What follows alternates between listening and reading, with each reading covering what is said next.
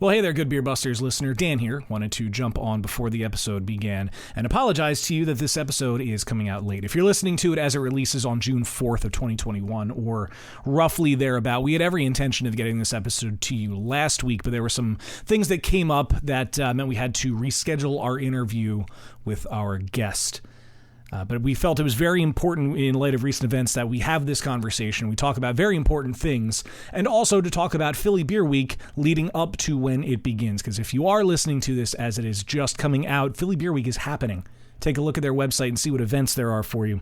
But you'll see as the episode progresses why it was very important for us to get this to you in a timely manner otherwise. And thank you for being here. We are so eternally grateful that you are along with us for this ride. Now, all that being said, please sit back, relax, enjoy your favorite beverage, and enjoy episode 219. I'm going to do my best to start the show. Here we go. The only thing we have to fear is beer itself. Beer. So many choices. Only no function beer well without. Woohoo! Beer!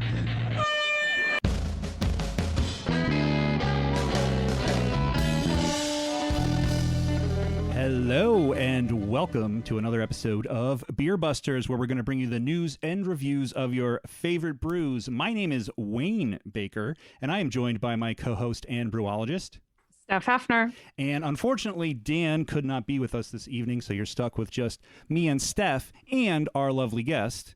Hi, I'm Christina Dowd, Executive Director of Philly Loves Beer.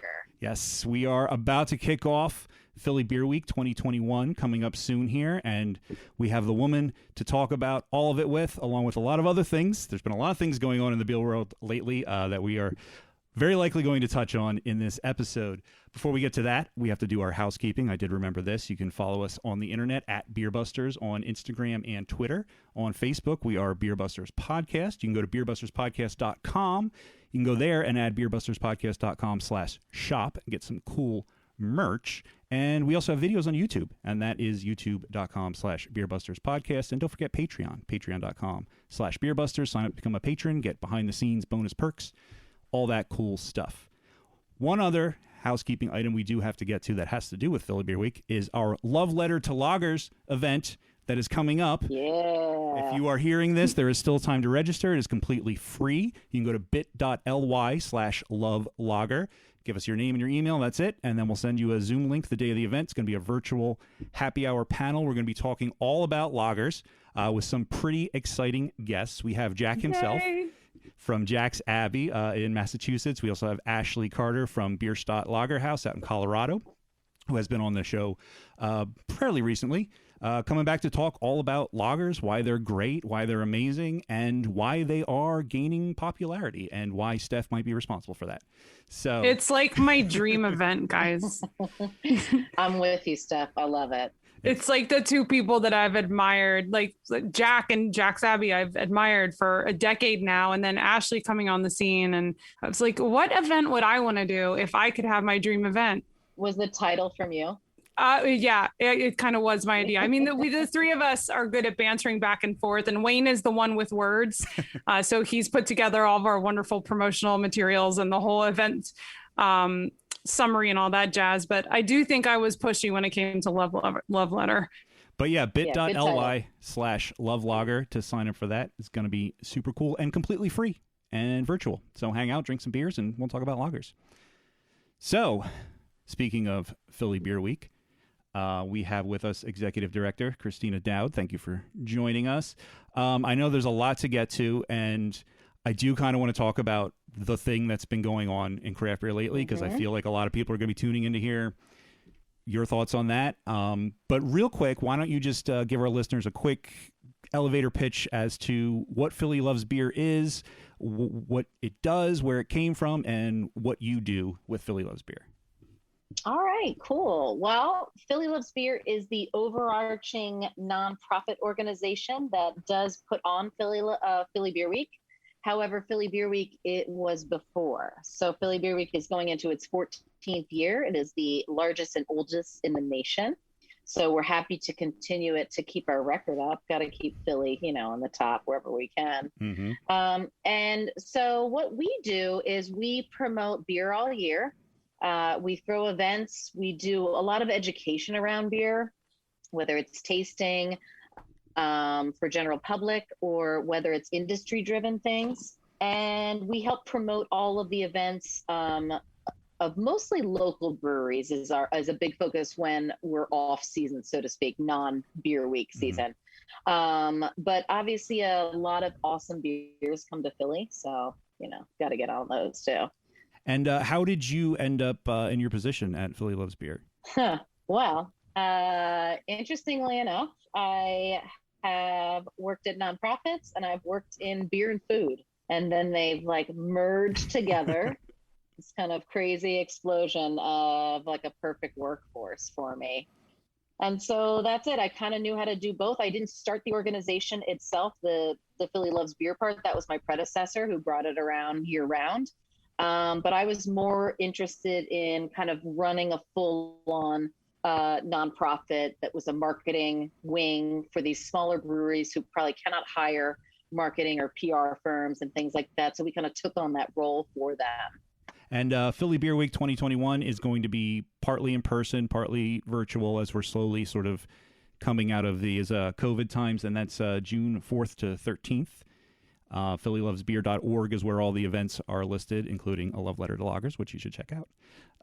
And we'll talk a little bit more about the details of this upcoming Philly Beer Week. And I'd like to talk a little bit more about the history as well. But like I said, there is an elephant in the room that I think we need to address head on. And anyone listening to this at the time of its release will know what I'm talking about if you're listening to it years down the road, because it's going to be on the internet for a while. Of course, recently, Brienne Allen of Notch Brewing in Salem, Massachusetts, who's known as Rat Magnet on Instagram, invited women in the industry to talk about their experiences with sexual harassment and even assault and abuse in the industry. And lots of people had lots to say. I struggle with talking about these sorts of things because I feel like I don't have the experience to really speak about it. But I know it's touched home. It's people that we've worked with and had on the show have been accused of some pretty heinous things, and it's not fun to deal with. I don't even really know where to begin the conversation. I think, part of it, Wayne, is that we're having a conversation, and that's the good part. Right. I don't want men to be afraid to talk, Right. We're not going to accomplish anything moving forward if we're, dancing around issues and things like that. A lot of the sexism and, non-inclusion has been in the beer industry, honestly, for centuries, right? Who are we kidding? Yeah. Yeah. But yeah, I think this was a much needed wave to address something that a lot of us, including myself, I got used to it. And it sucks because it does piss me off, obviously. And we all have our own war stories, and it is very emotional to read through those threads. Because obviously it ranges from being condescended to, which I believe that's actually how it started. Brienne had someone come into the brewery and just was kind of rude and condescending to her and put it out who else has a story? And obviously we've all been keeping things in for a while. Mm-hmm. So, it's good that we're talking about it. And I think it ranges, like I said, from being kind of disregarded as a woman in the industry. I'm sure Steph has her stories of maybe men thinking she doesn't know as much as she does about beer and kind of bullshit like that, all the way up to incredibly inappropriate and creepy behavior, to completely illegal behavior. So, yeah. And I guess this touched very close to home with Philly Loves Beer, with some of the board members. And I understand that Erin Wallace and I respect her for standing up and saying, resigning her position on the board in protest of others still perhaps having a place of power that perhaps should not have. So you guys have gotten some big media attention, and Philly Loves Beer, in relation to a lot of the sexism stories that have been going around, even some national coverage in Forbes and the Inquirer. Do you want to touch a little bit specifically on how it's touched close to home with you guys with the panel? What I am going to say is that when it came about, I'm someone who's run events for over a decade. I've done Brewer's Plate. If you've ever experienced that, it's an incredibly large food and drink event in Philadelphia. I've helped run KOP Beer Fest, obviously Opening Tap, and a variety of other events. And besides hey, make sure everybody knows that you're the staff and where security is, we had nothing in place to report anything, besides try to find us. We'll have a headset in, And since this has happened, it has been an eye opener.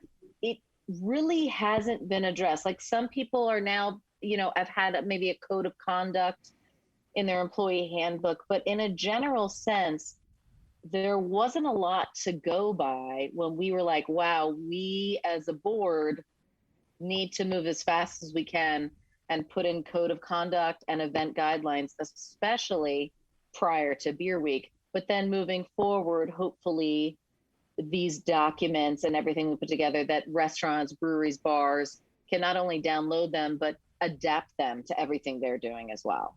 I thought that was a very forward-thinking action on your part, especially with Beer Week coming up so quickly, producing this code of conduct and posting it. And it's quite lengthy and quite detailed. And I think it's sort of, I don't want to say long overdue, but maybe, it is, some people need to be called out, and just because you're attending or hosting events that are related, that include alcohol, consuming alcohol does not excuse you from behaving in a certain manner.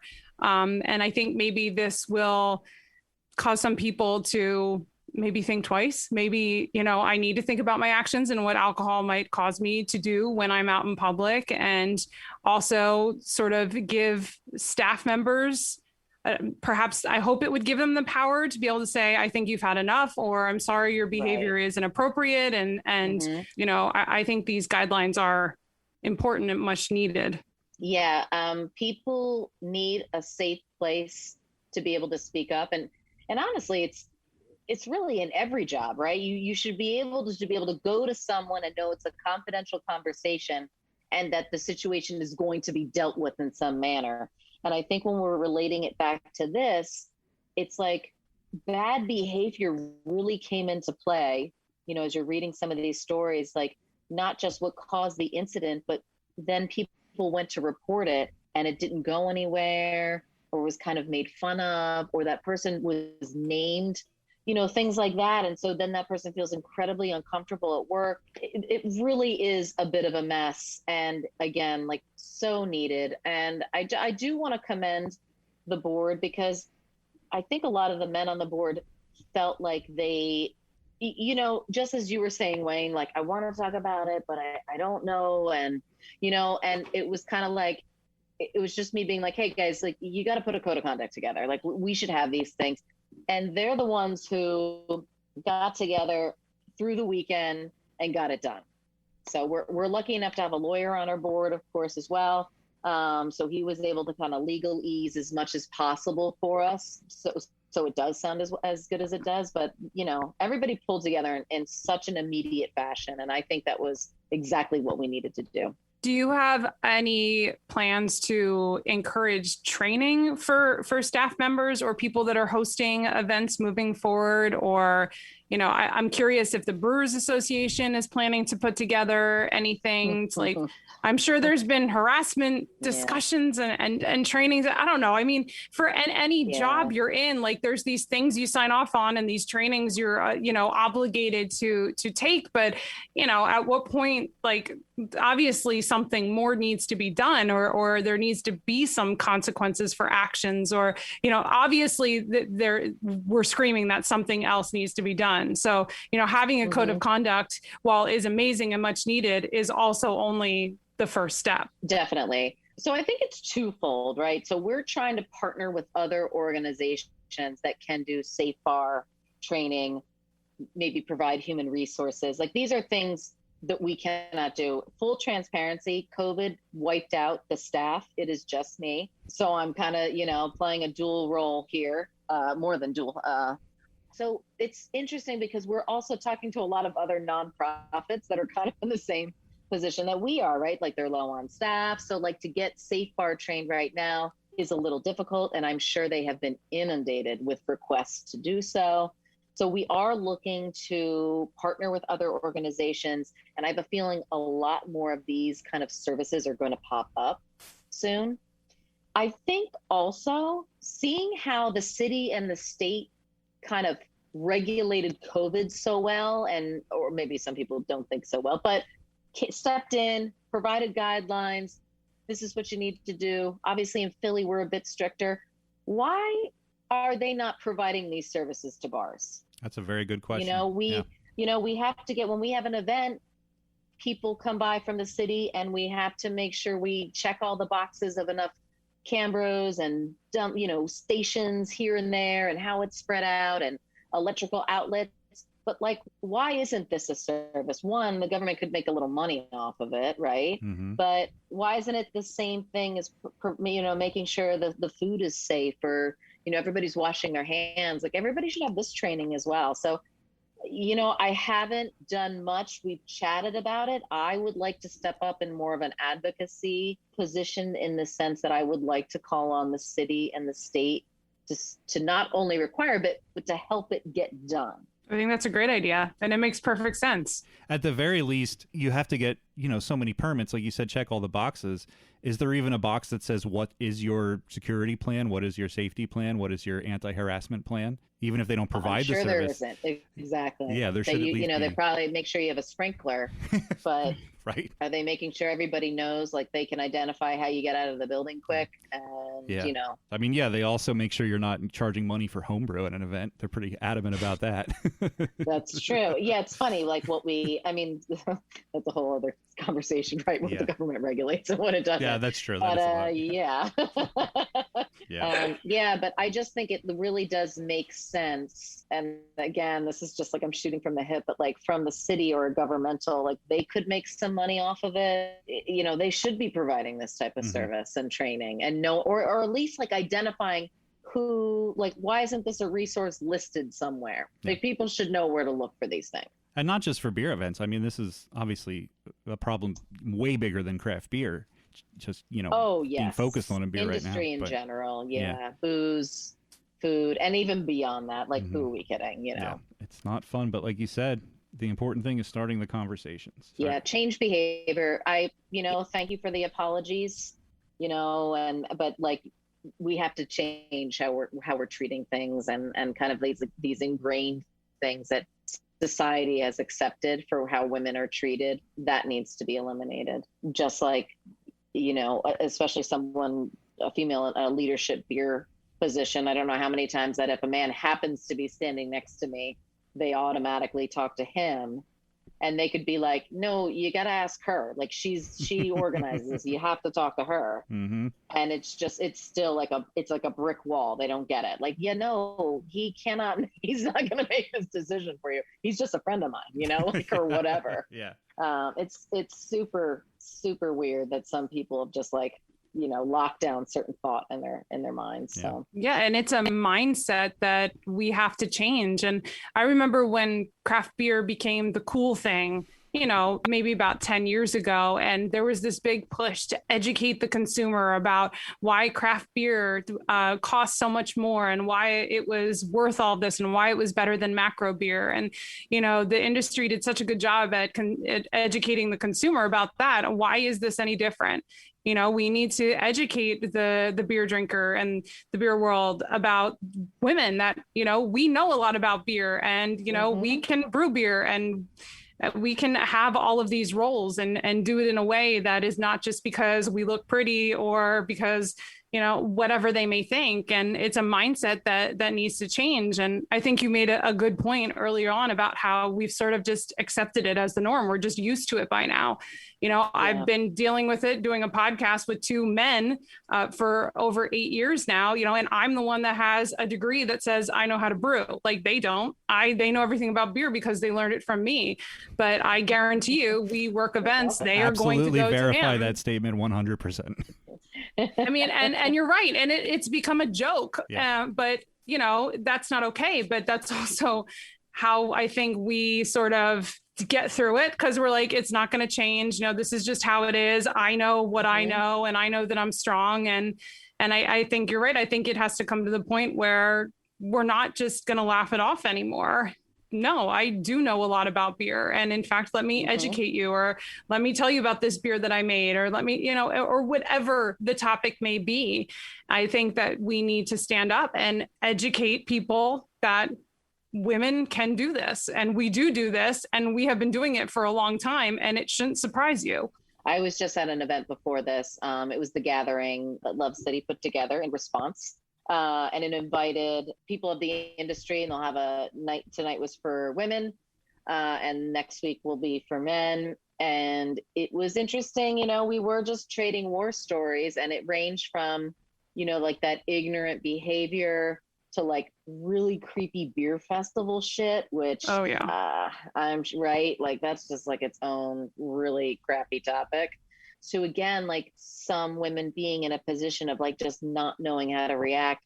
So they, maybe giggle, smile it off, but they feel trapped. And it's like, we need to know those looks and those warning signs. And, we got to jump in and get that person out of those situations. Like, I'm not a woman who has a problem being like, get the fuck away from me. But, there are people who just, they kind of get quiet. They're uncomfortable. And it's easier to kind of smile your way out of something, but they shouldn't be in that position. We got to keep our eyes open for stuff like that. And I think it's especially an issue when you're working for someone who is treating you this way. Like if you're a bartender at a tap room or a brew pub, and the owner, the brewer, the person who signs your paycheck, I mean, that just adds a whole other level of complexity, because even if there is, which as we've established is not likely, but even if there is an established procedure for reporting, harassing behavior, if the person committing it is at the top of the food chain where you work, you might feel like it's going to fall on deaf ears, or it's going to cost you your job. And, there needs to be protection on that side of it too, I think, because I think that's another big barrier to reporting incidents. Yeah. Some of the saddest stories are, to me, obviously the sexual assault is like a whole other really big problem, but that women just left the job because it was easier to just to leave. Yeah, and that's a shame. Because they weren't being heard. Yeah. Yeah, no one should be chased out of an industry over something like that. Yeah, absolutely. Well, I'm sure we have a lot more we could all say on this topic, but if you're all comfortable with it, maybe we should move on to some other topics of conversation, maybe lighten the mood a little bit. Let's talk a little bit about this year's Philly Beer Week and how it's going to be slightly different as we're coming out of COVID, this sort of virtual hybrid thing. Yeah, it certainly is a hybrid. And it is, as you mentioned before, we're going to do a mix of virtual and in-person. And I'm sure as you're outside even now, like as I was driving through the city, like that normalcy is starting to return, which feels really, really good. Mm-hmm. People just on the street, restaurant doors open again. And just recently, like the calendar started popping on our website. So, we're going to follow guidelines. We're going to stay safe. We're going to go by your city, your county, your state rules. But Beer Week is happening. We're doing it. And, one of the interesting things about Beer Week this year, definitely, and we'd be remiss for me not to mention this, is there are obviously huge staffing problems right now in restaurants. They cannot find staff, right? So one of the things I'm trying to really enforce is that, one, we need to stimulate our industry, our restaurant, and our booze economy again. We need to get back out there. We need to support our corner bars. We need to get back to the restaurants we love. But while we're there, we need to recognize that one person might be handling 2 to 3 times what they usually do because there are just no staff, I've got a friend who owns a bar. He bartends for some of the hours, and then he switches and has to go wash dishes because his dishwasher just quit. So we're in a very strange position right now. So be kind to your servers. Yeah. Tip well.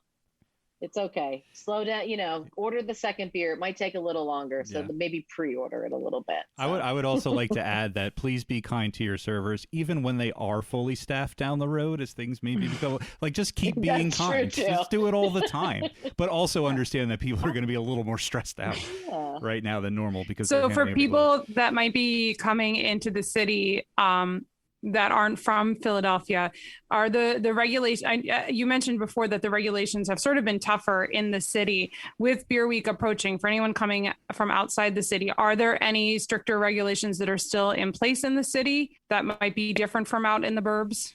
Well, we're still staying masked up till I think June 9th or 11th or something like that. Like as we know it now, we're still masked up a bit. I believe the rest of the state is like the end of this month. Mm-hmm. Yeah. So, yeah. Very soon. So, when you're going to the brewery or the restaurant, keep your mask on until you're seated. And those are the rules that you're kind of used to.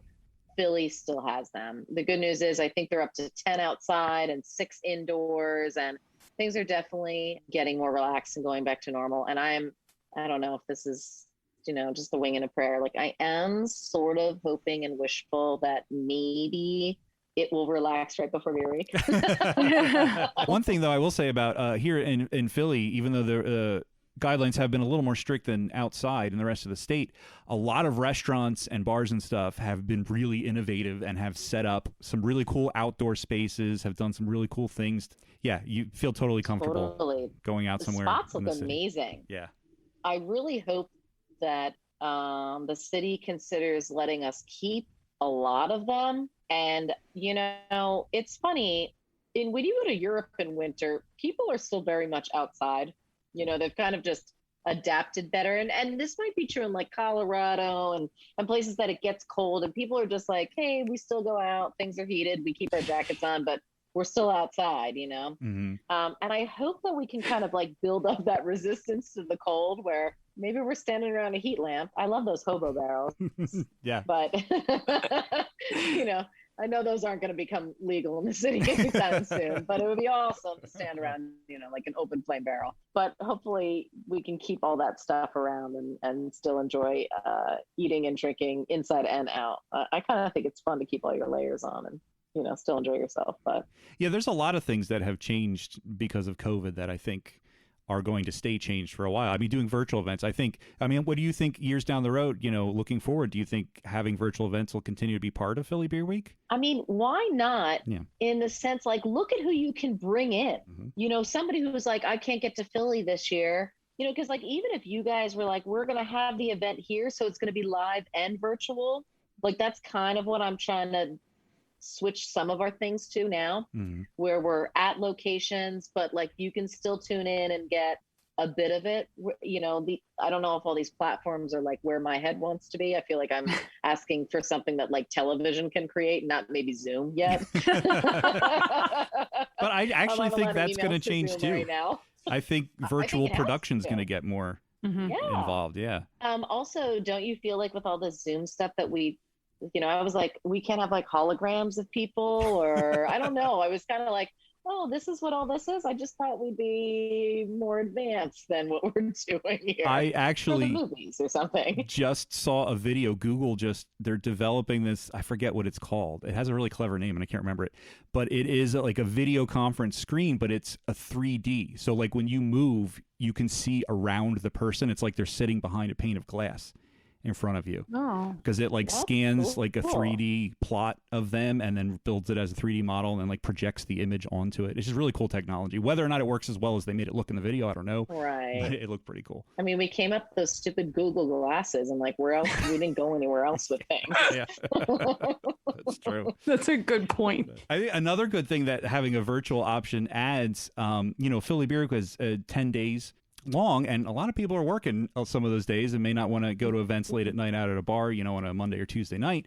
But if there's something they can sit at home and crack a beer and do like a virtual happy hour or watch a presentation, they can still participate. Yeah. I know. I'm looking forward to it because The good news is I now can attend a love letter to loggers. Yay! So yeah, I'm very excited, and I kind of definitely like that I can take a more relaxed approach to an event during beer week. Yeah, It's usually not my life at all during beer week. So I'm like, cool, I get to wear sweatpants and drink beer, at my house or a friend's house. It's gonna be great. Yep. Yeah, I've really enjoyed doing excited. all the virtual beer fests. Some of them, admittedly, we don't even drink on the day of the actual fest, just like to gather with some friends and share some beers together.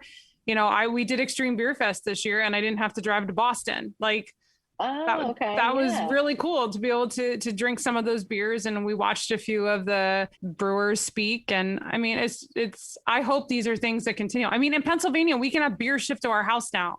Did people forget that wasn't a thing before? Like, we couldn't do that before. So there are definitely some good things that have come about over the last year or so. So I do hope they stay in place. Yeah, I have enjoyed some virtual events have just been like amazing. Obviously, one of the events, we won't be doing it during beer week, but we'll probably bring it back, was our ancient alcohol.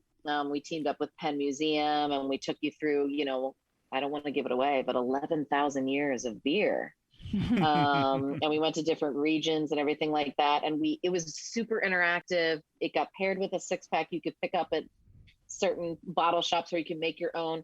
And it was lovely. And what's cool is I got guests on the show, and they loved it so much that I wasn't having trouble getting like big brewers on at all. Like, it was super cool. So I definitely think having more virtual stuff, just why not?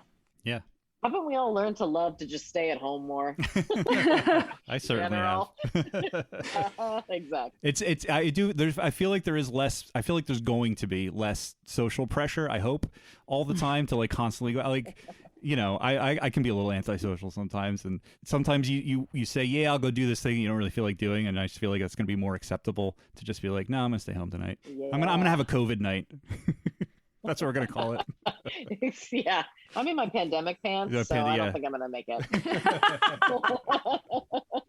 Yeah, I feel like COVID night was a bad name that I came up with. I think I'm going to have a pandemic night. It still sounds bad, but... A pandemic party. I don't know. We'll work on it. Yeah. We'll work on it. We'll workshop it. Did we even talk about what we're all drinking, by the way? I don't think we did, not officially. We did before we started the show. Well, Stephanie, I'm drinking table beer from Workhorse, which just came out today. 4.8% Belgian table beer, and it's quite delightful. I was telling Wayne before recording, I may have had an accident with my 20 Eyelet Doc Martens and an axe. So I had to pick up my boots from a shoe guy in Manayunk, and Workhorse is on the way home. So my boots are better, and I have a mixed case from Workhorse. I am drinking the Zwickel beer from Human Robot, which is definitely a fave of mine. And I can't see, I don't know, I'm not seeing an ABV as I quickly spin the can. But, I think, as we said, Steph and I kind of have this love of these lagers and pilsners and these kind of, classic beers is a big thing of mine. Last night I was on a podcast and we talked about weird beers, and we had a name like our weirdest beer, but we were talking about the hot dog beers that have come out. Hot dog beer was what, Neshaminy Creek and Sheets. Yeah. Collab. And I was in Maine, and I was at like a barrel aging kind of underground place, and I had a gazpacho beer, and my answer is it tasted just like gazpacho. So there you go. They nailed it. I didn't want any more of it. It really tasted like I was drinking soup. So good job. I'm good on that. So. Yeah, I agree. I like to try crazy beers like that, like you say, just to kind of like see whether they nailed the taste they were going for, or like just out of curiosity. But yeah, you don't like a sample. I feel like is okay. I know what it tastes like now. I want a beer that tastes like beer. But we may be talking about weird beers like that in our game, so it's apropos that it came up.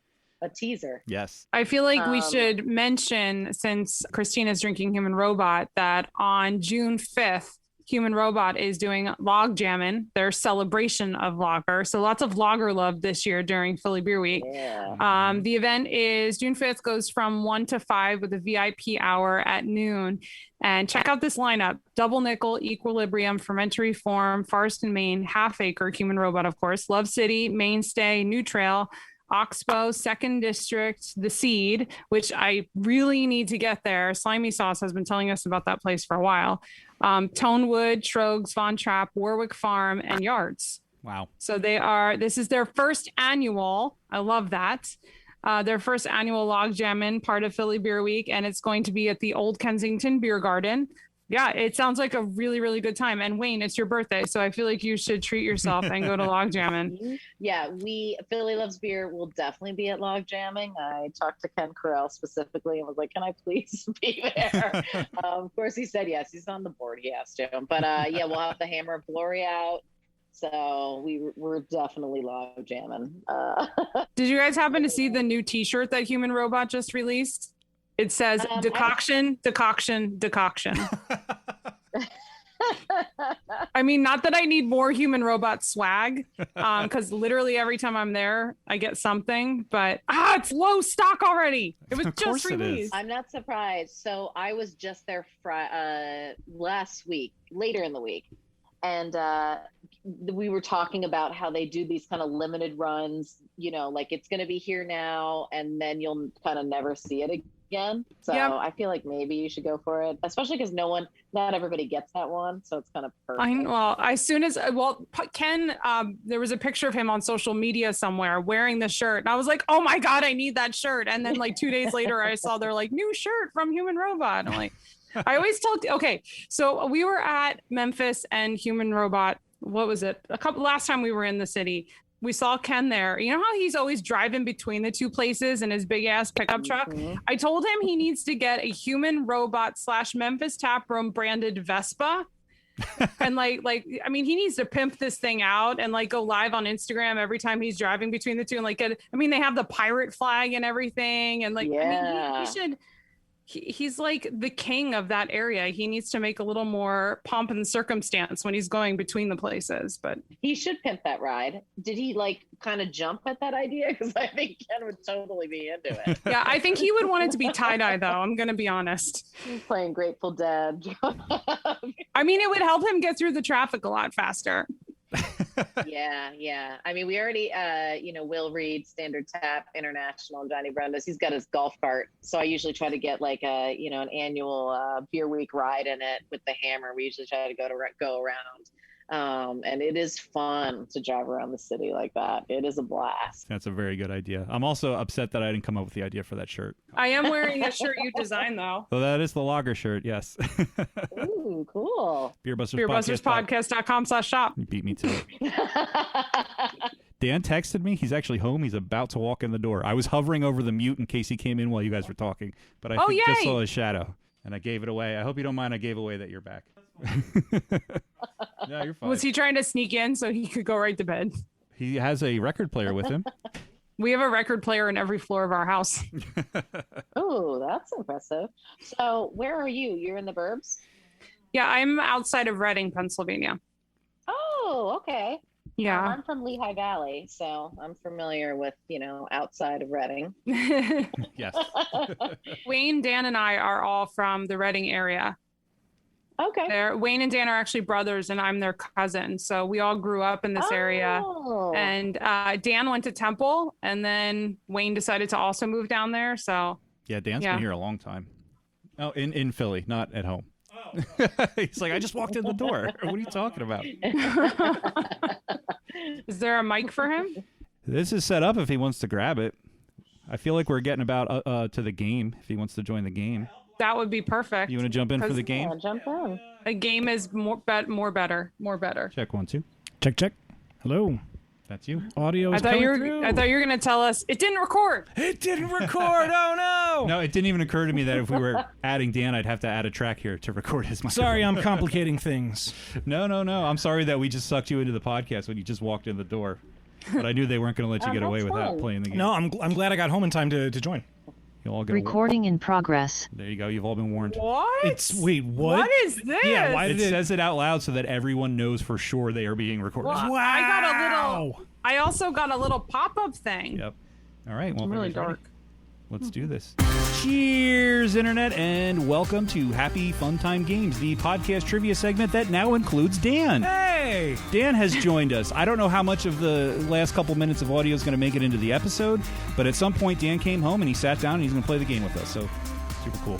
If you're watching this on YouTube, that makes no sense to you because you haven't been listening to the rest of this podcast, But through context clues, you know that I wasn't home. Dan wasn't and now here. I am. Maybe I'll do like some sort of like fade in if that's too complicated. Oh, that'd be cool. I'll beam you in. Yeah. We may have to get you to get out of the chair for a second while we're recording, so no. I have a clean plate to beam No, you in that onto. would mean I have to stand up, and that's just not happening. Anyway, let's get to it. So this episode, I was actually trying to come up with a new idea for a game or something different. We've been doing the same 3 games on rotation for a while now. And I went back through the archives and I found a hybrid game that I think we only ever played once when we were at the Saucony location in Reading at the Franklin station. And it's a combination of libation or fabrication. And there's Weird in My Beer that's called Is There Weird in My Beer? I remember this one. Yes. So it's all about bizarre flavored beers or the ones that are trying to taste like random other foodstuffs that aren't beer. And you have to decide if it's real or fake. So I'm going to tell you about a beer that is strange. And rather than telling me what the weird ingredient is, you just have to tell me if it's real or if I just made it up. So we're going to start in time-honored tradition to my left with Dan. Oh, hey. Our first beer of the game is a Biscuits and Gravy English Bitter. Capitalizing on the already biscuity malt character of this style, this beer adds a savory touch to imitate the gravy side of the equation, while also enhancing the biscuit character with a carefully constructed malt profile. Is that real or is that fake? Biscuits and Gravy English Bitter. I'm going to say fake. Dan is saying that is fake. Steph, what do you think? I don't know. My gut is saying real. All right, going real. And finally, Christina. I'm going fake.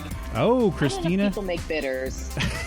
So That is true. They can't pull it off. So. That's true. And it is, in fact, fake. It is because not real. the gravy that's on the biscuits is a sausage-based gravy, and the sausage in a bitter would not work out that well. No, it wouldn't. I mean, that wouldn't stop people from doing it. Exactly. But, you know. I mean, people have put hot dogs and fried chicken in beers as well. God. But And calling... goat brain. Yeah, goat brains. and brisket. Yeah, and numerous other things. But yeah, calling a beer biscuits and gravy and actually making it taste like biscuits and gravy are two different things. There are beers out there called biscuits and gravy, but no one, surprisingly, seems to have yet expanded the idea to its logical conclusion. So that was fake, and we're going to move on to our second beer, and Steph is up to guess first on this one. This is Kale Pale Ale. The original superfood is added into the otherwise standard pale ale for those who want to be health conscious but can't bear the switch to seltzers. Kale Pale Ale. I mean, kale is super bitter, so it would work in a hoppy beer. And it rhymes. And people love kale. I'm going to say it's real. All right, Steph is saying it's real for many very good reasons. Christina, what do you say? See, I'm still gonna go fake on this because I don't think kale gets the respect it deserves. I think people fair. still think about that, like, is it fake on my plate, like with the dinner plate that was served to you? Is this edible? Is it plastic? You know, I don't and know. I don't think of kale like that, but yeah, I think people aren't ready for it. Saying fake in solidarity with the underrepresented kale. And finally, Dan. I'm gonna say real because not to necessarily disagree, I think kale does get its day. Oh, Even I eat kale now, and that's fucking weird. turns out it's not that I got bad. a bag and a half of it in the fridge right now. Well, Christina, you had a very good argument, but you're the only one who's wrong because it is, in fact, real. Dan and Steph were correct. This one yay. comes from Lone Mountain Farms in Idaho. It's made with kale added in Wait, the mash. Idaho! Yeah. That's Wow. Yep. Not where I was expecting that yeah. beer to come from. Same. Way to I go, figured Idaho. I figured it'd be somewhere on a coast. Progressive. Yeah, I know. progressive. They add the kale in the mash as well as the end of the boil. The result is they claim 2 ounces of kale per pint. So you can, quote, get your greens and drink beer too. There are, actually, you won't be surprised to hear, several beers out there made with kale. Not all of them from Idaho. But I chose this one because they totally got dibs on the best name, Kale Pale Ale. You really can't do better than that. I feel like your fitness tracker would love that for like putting in your food count. Yeah. Got you there. Well, there you go. You can be had. All you got to do is go to Idaho. Moving on to our next beer of the game. Christina, you are up to guess first. Our next beer is Jambalaya Lager. This one comes from a now-defunct brewery, but when it was in production, it certainly divided opinion. Some say gross, but some say it tasted just like Mom used to make. Jambalaya Lager, real or fake? You know what? I'm going to go real. I don't know why, but as soon as you said it, I was like, oh, that's probably a thing. So that's my only reason. Definitely real. All right. Christina's saying real. Dan, what do you think? I'm not going to lie. I was focusing on an audio thing because now that I'm sitting here, I can do audio stuff. And I totally missed the question. What was the question? What was the beer? I'm sorry. It's Jambalaya Lager. Oh, that's right, because I wanted to say it like Newman. Yes. Jambalaya. Let's go fake. Dan is going fake on that one. Finally, Steph. I don't know. I feel like you could do some fun things with the spices. It makes me think of the Old Bay beer that Flying Dog did. I actually quite liked that beer. I'm going to say real. All right. Steph saying real. Christina saying real. They are both correct. This one is real. Jambalaya Lager. Uh-huh. Was made People by... are loving those like salted meat beers, right? Yeah. Like that's definitely kind of a thing now. Salted meat beer. Salted meat beer. I'm going to write that down and Google that next time I'm making a not game. to give everybody like a hot idea. Yeah. But I'll work on the Here, have a prosciutto pale ale. Prosciutto pale ale. Oh, I'm writing that down too. Ooh, yeah. And because I've worked in an Italian cafe, I know how to spell prosciutto. I don't. Yeah, I don't either. I'm glad that's not part of the game tonight. We did a spelling game once a long time ago. Did we? Yeah, it was terrible. Oh, man. Once and done. Ugh. Not entertaining at all. No. Hopefully this is a little better. What were we talking about? Jambalaya Lager by Tornado Brewing Company in Wisconsin, which is not where you would expect to find jambalaya enthusiasts, but there it is. Yeah. Not much trace of the beer on the internet, but reviewers unanimously claim it tastes weird, and many say exactly like shrimp jambalaya. Shrimp? Yeah, but it's just called jambalaya lager. It's blowing my salted beer thing out of the water then. Yeah, It yeah. tastes like shrimp. It's true, now that we came to the shrimp part. Salami stout. Salami stout. But the brewer who made it is now closed, so I don't think we'll ever know how they achieved such alchemy. India pepperoni ale. Sorry, I'll stop. I'm done. This sounds like a new game. Aren't you glad I got home in We time? should just play this game now. All right, we are halfway through the game. We've got 3 more beers to go. We are back to Dan to guess first. Our next one is Cobb Salad Cream Ale. The brewers of this beer are vague about how they infuse the beer with the essence of the American salad staple, but they do say it is not vegan, suggesting that actual chicken and or eggs may have been involved. Is that real or fake? God, I want it to be fake so bad. Please be fake. Is that your answer? That's my answer. All right, wishing it into existence. I Steph? hope so. Manifesting. That's what that's called. Why? That's the right question. That is the one question that will never be answered in this game. That's true. It has to be fake. All right, Steph saying fake, Dan saying fake. Christina, what do you think?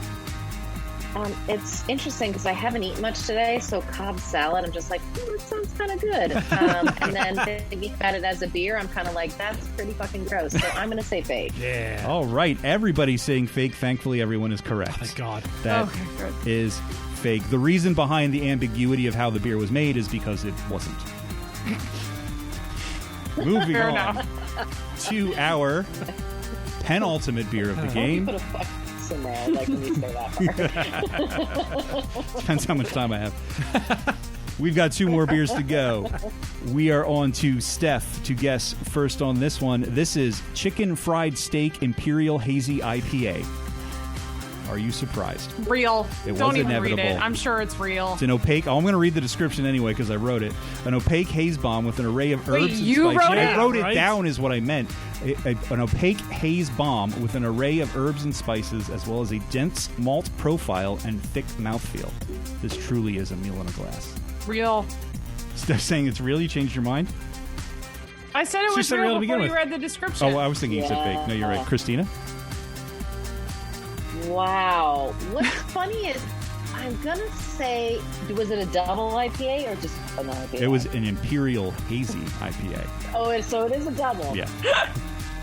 All I just think it's fun to say right. Imperial Hazy. This sounds like a challenge of some sort to drink this one. I want it to be fake.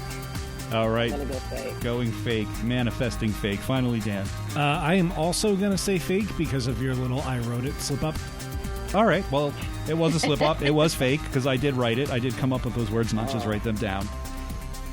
I'm glad that Steph didn't change her answer after my little It would have been a good twist, though. That's like true. if he caught us. Yeah, but, it would have been, unfortunately. You know, if you said stout, I was like, all right, I guess maybe. Oh, write that down for next I time. was like IPA. I don't know. There are a lot of fried chicken and hazy IPAs out there, though. Yeah. There are people that have made them. Yeah.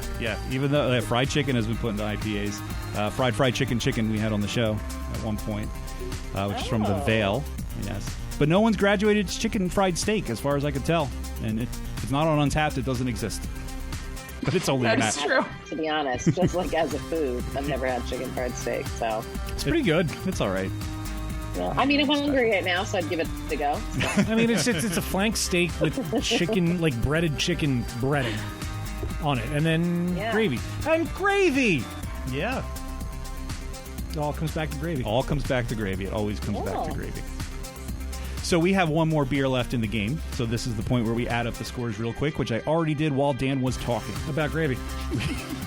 I've been efficient for once. We have a tie for first place. Dan and Christina both have 4 points each.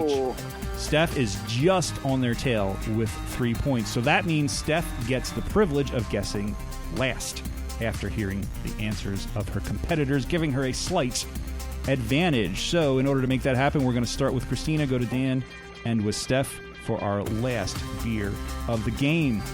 This beer is a deliberately bad beer.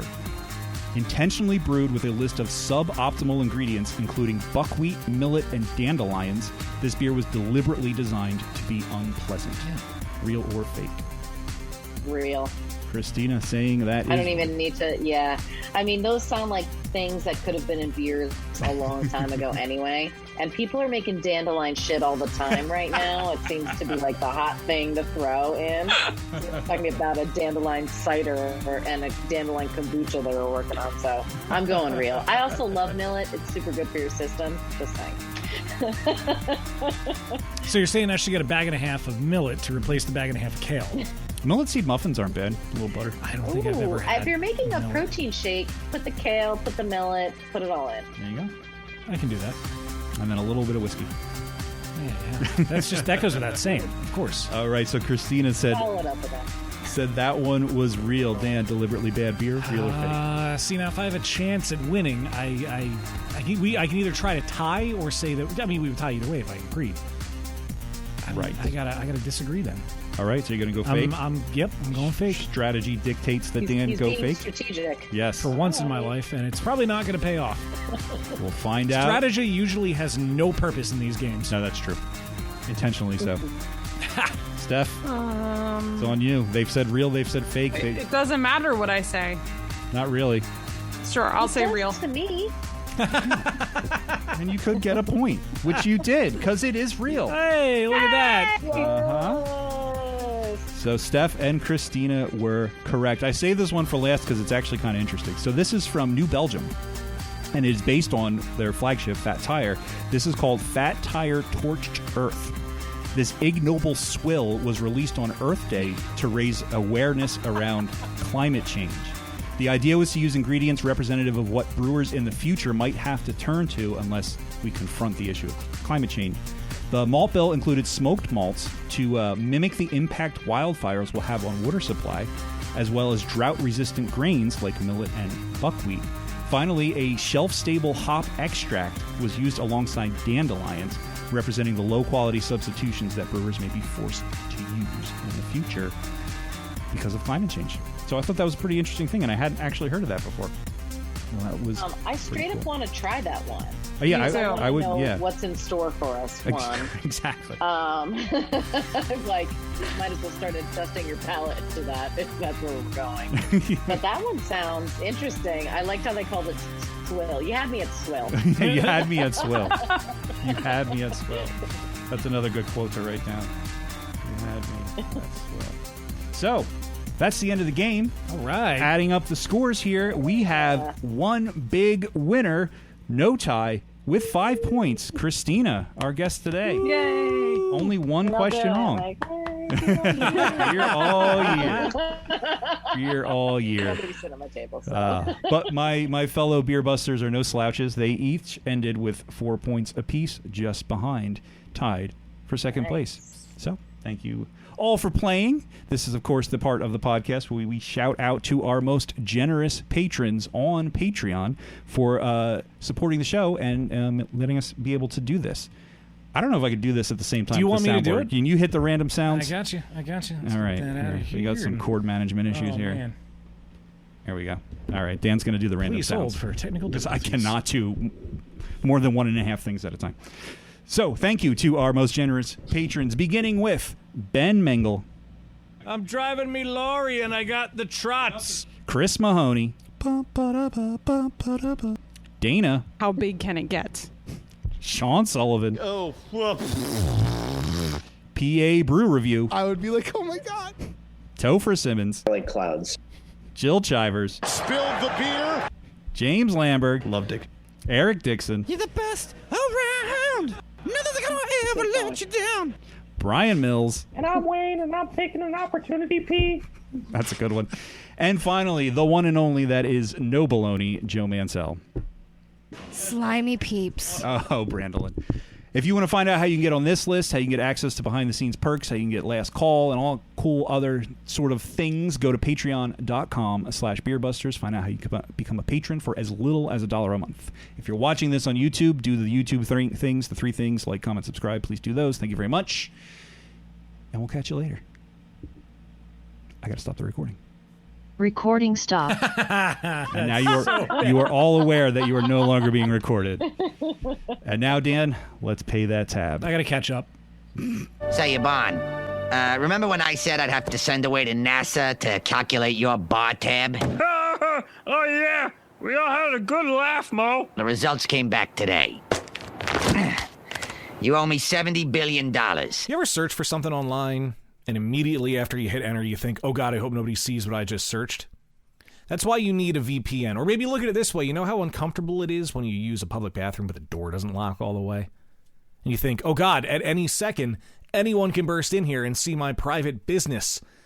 Well, ExpressVPN is going to be the lock on the door that never fails you. They are consistently ranked as the #1 VPN in the world. They're the fastest and the most secure and the easiest to use for VPNs. VPNs are just going to protect everything that you do online. Nobody's going to see your credit card information. Nobody's going to see your searches on WebMD for that weird rash that showed up on your foot. All of it is going to be secure. Added benefits are you can stream content from anywhere in the world. You want to watch something from the German Netflix library? Go ahead. You want to watch some British football, soccer, whatever you want to call it? You can do that too. You know those geo-restricted videos on YouTube? Oh, this is not available in your region. Not anymore. You get the last laugh. It's easy to use. It runs in the background on your computer, your phone, your tablet. It only takes 1 click to run. And remember, they are the #1 VPN in the world. It's secure. It's anonymous. Nobody is going to see what you are doing. And all of your information is safe. If you want to see what all of the hubbub is about for a VPN, there's no better way to go than ExpressVPN. And this is why you need to go to tryexpressvpn.com/beerbusters. And when you sign up for a 1-year package through that website, you're going to get 3 months free. That's right. 1 year turns into 15 months. Again, that is tryexpressvpn.com/beerbusters. Protect your searches, transactions, and protect yourself. Try expressvpn.com/beerbusters. Well, that was tons of fun, as usual. I would like to talk a little bit more about specific events and things that are coming up in this Philly Beer Week. So we can highlight a few things that people might be interested in checking out. Christina, anything you want to put out there? Yes. So the weekends are both going to be packed with like really fun parties, both outside dance parties. There's like a big outdoor concert on Front Street by International, and they have a huge lot.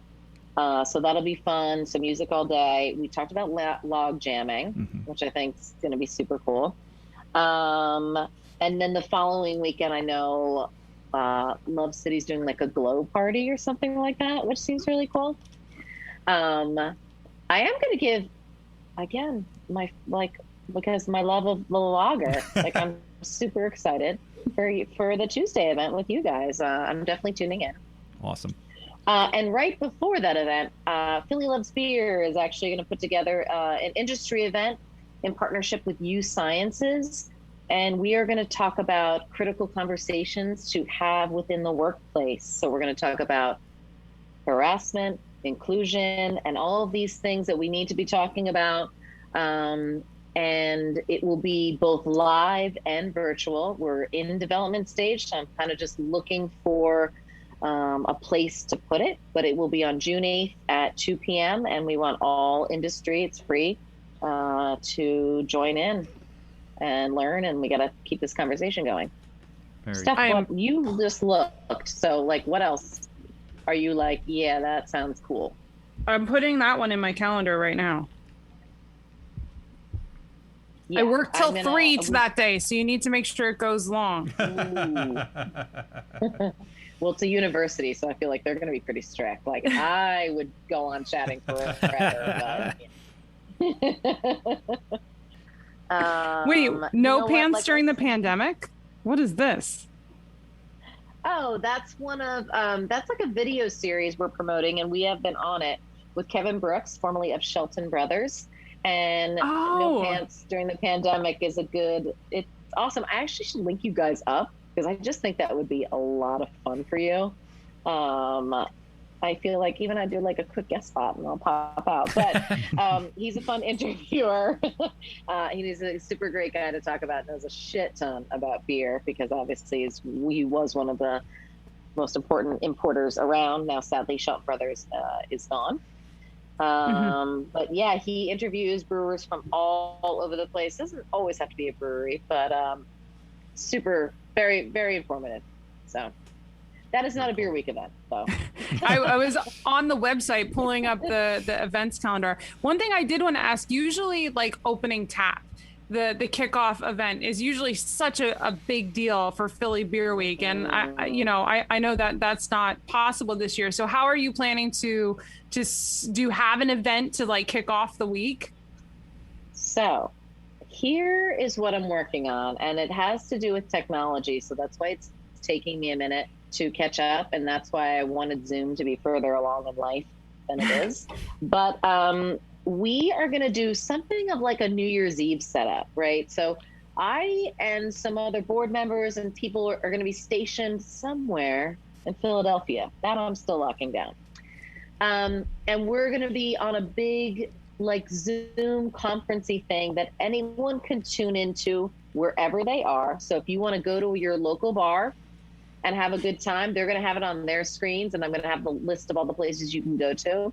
I know Love City's going to throw a party. I know Neshaminy Creek is going to throw a party. So I'm going to get that list together so you can go to all these places. You can kind of join us virtually in that way and still be like partying with your friends. You can put on your pandemic pants. You can just pull us up on your screen. And you can join us that way and just have a beer from your couch or your stoop, because I'm in South Philly, so we say stoop. South Philly. That sounds amazing. That all yeah, so we're doing a cool. mix mash of things, and I'm learning everything about Zoom in large format as fast as I possibly can. Yeah. So I really think there's a need now for like a more like you're saying, a more developed, this is entirely unrelated to beer conversation, but like a more developed Zoom platform where you can do more like production stuff and like more complex stuff. I feel like there's definitely going to be a market for that, for things like what you're saying. They're like, listening to us right now, and we should probably probably say we're working on it instead. Oh, yeah, true. It's funny. Well, I think that's one of the reasons why the end of last year their stock just plummeted, because people were like, okay, you're doing the same thing you did a while ago, and other platforms are very quickly catching up, and they're going to surpass you. Yes. You guys, we need to go to this event. Nope, what's this? On Monday, June 7th, French AF for Sophia. It's a French discotheque. Oh, wow. Oh, This wow. sounds amazing. Well, yeah. Oh, that sounds cool. Jess would love that. She's all about French stuff now. She's learning French. That's right. I keep forgetting she is. Yeah. I feel like, so I love Philly Beer Week. I have been attending Philly Beer Week events 10 years now, probably. And I have met some of the coolest beer people that I've like idolized forever. During like the first time I ever met Sam Calzone, I met Tommy Arthur, like just like these badass people in the beer industry. But I have to say, and so I will say, there's always events that would happen every single year that'd be like, I'm definitely hitting that event, because you know, a lot of repeats, things that you look forward to. But looking over the list, people are getting creative this year, and I don't know if it's because of the pandemic or because we've been in pandemic pants for so long or what it is, but there's some really creative and interesting things going on this year. I agree. One of the things I stressed, you know, we have a big meeting before we invite all the industry who wants to participate in Beer Week, and we have a big meeting.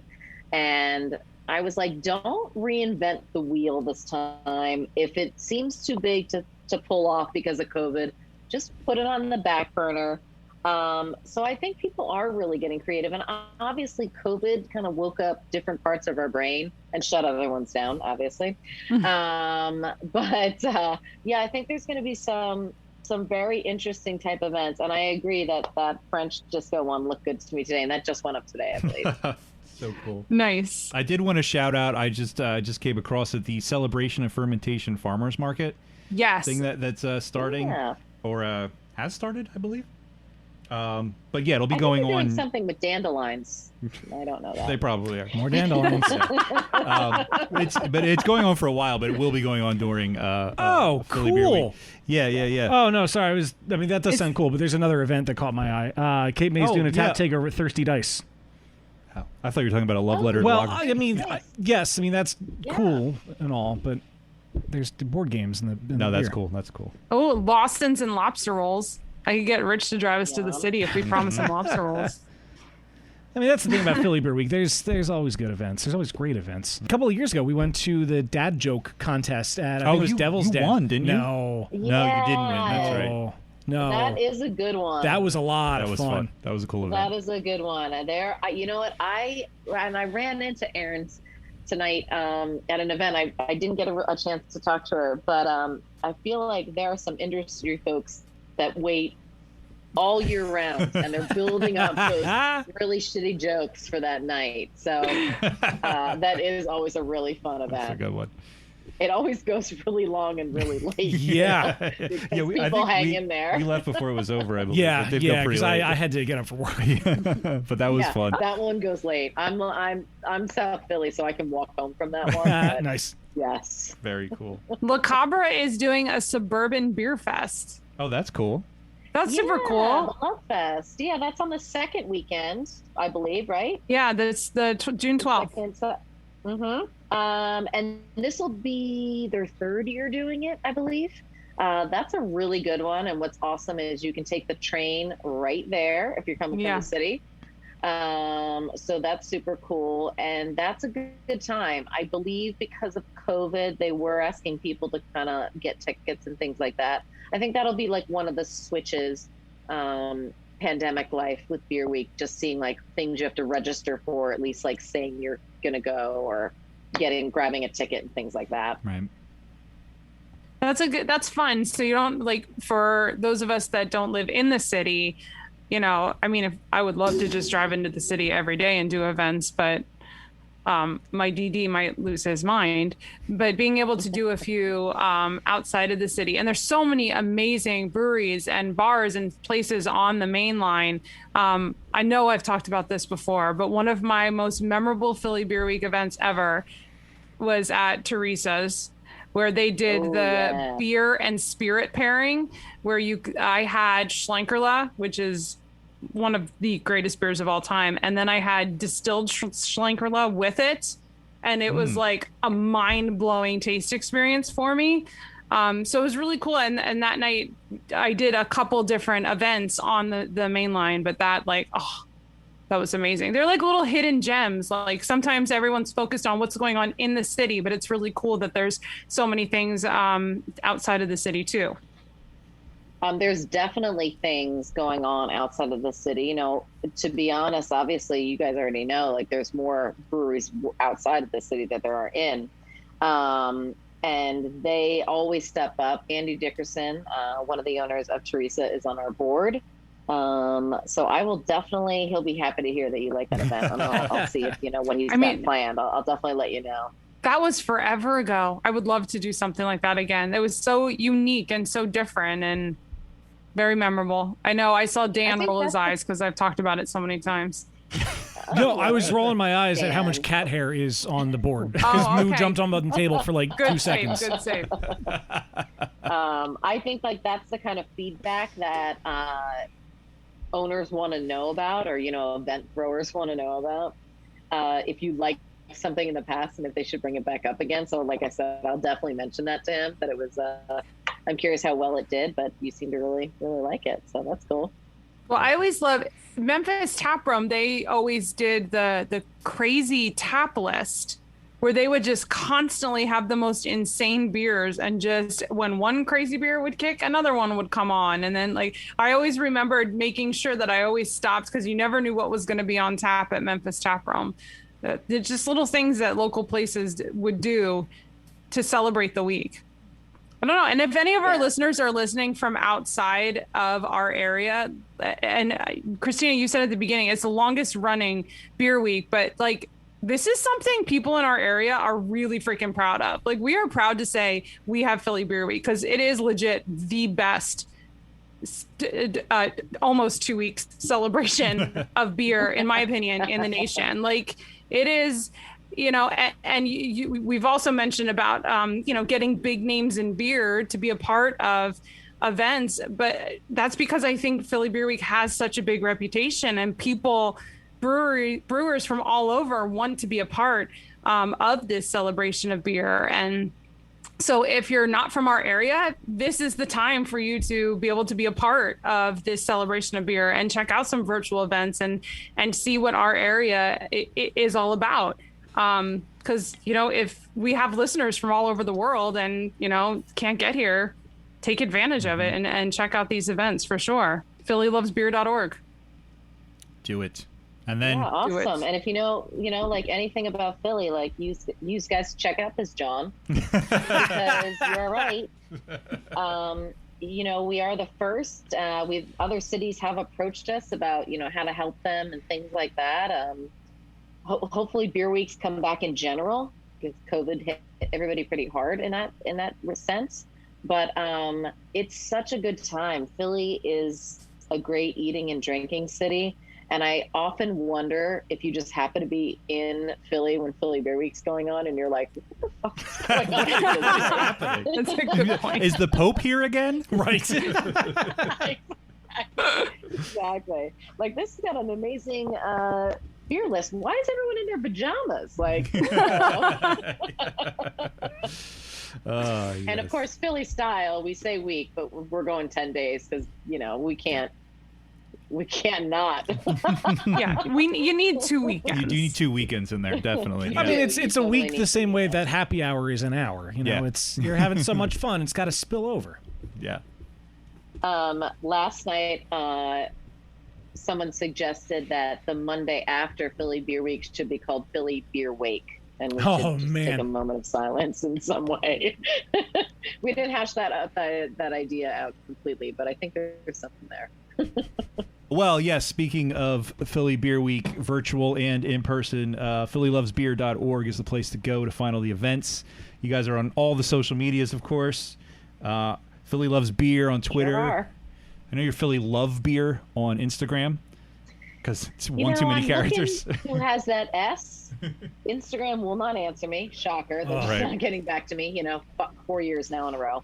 Yeah. I'm assuming that it's probably like a 12-year-old kid somewhere that has the S that I'm looking for. Oh yeah, but- they just want to extort you for it as much as they can. Yeah. They're just sitting on that. $30,000. Yeah.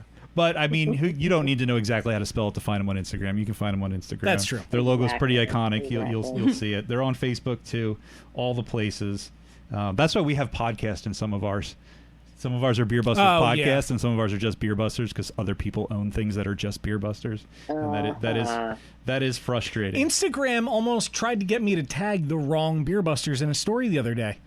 There's another Beer Busters? There's the ones that plagiarized over in like Denmark. Oh yeah, we are Beer Busters on Instagram. Well, yeah, but they had other characters, whatever, in there. But it suggested them when I was typing out Beer Busters first, even though I'm signed into both accounts on my phone. For shame. For shame. Well, if you want to find the right Beer Busters Yes. on Instagram, we are at Beer Busters on there. Same on Twitter, at Beer Busters. We are Beer Busters Podcast on Facebook for reasons previously discussed, as well as youtube.com/Beer Busters Podcast, patreon.com/Beer Busters, beerbusters.podcast.com/shop. Boom. All those things. Lot to get through. Google Beer Busters. You'll find us. Google Philly Loves Beer. You'll find that. Thank you so much, Christina, for joining us. I had an awesome time. Thank you so much. This was a blast. Thank you. We had a really great time as well. I'm glad that I didn't burn the whole podcast down without Dan. I'm glad that he showed up halfway through, so I feel a little more secure and comfortable now. But I'm going to keep plowing through and try to do the outro here. I don't know where the button is. This, unfortunately, brings us to the end of another episode of Beer Busters, and this is the part where I have to vamp for like 45 seconds because this music is super long. Thank you again, Christina, for joining us. Check out Philly Beer Week. Check out Philly Loves Beer. I am Wayne Baker, attempting to host Beer Busters and doing a passable job, I think, joined by my co-host, Ambroologist.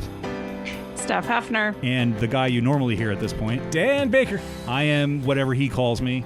Thank you for... What the fuck do you not know? joining. No, I do. I'm the demented and fermented Wayne Baker. Thank you for listening to Beer Busters. Rate and review. Rate and Podcast review app us of on your podcast app. Do that to all the podcasts you listen to because it's really important for them and they like it a lot. You had me at Swill. Squids, man! Oh, no squids were harmed in the making of this episode.